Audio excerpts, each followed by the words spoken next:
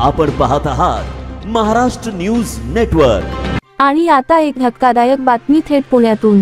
राज्य दहशतवाद विरोधी पथक म्हणजेच ATS यांनी पुणे रेल्वे स्थानक परिसरात मोठी कारवाई करत दहशतवादी संघटनेच्या संपर्कात असलेल्या एका संगणक अभियंत्याला अटक केली आहे।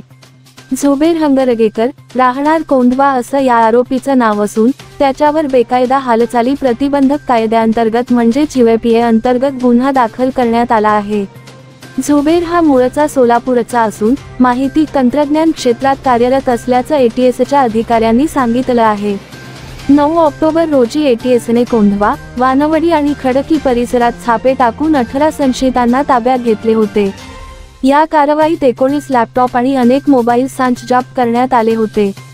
तपासादरम्यान झुबेर हंगरगेकर हा एका दहशतवादी संघटनेच्या संपर्कात असल्याचं स्पष्ट झालं।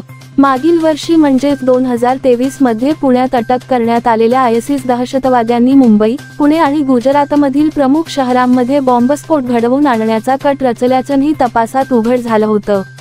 त्यांनी सातारा आणि कोल्हापूर जिल्ह्यातील जंगलात बॉम्बस्फोटाची चाचणी घेतले होते।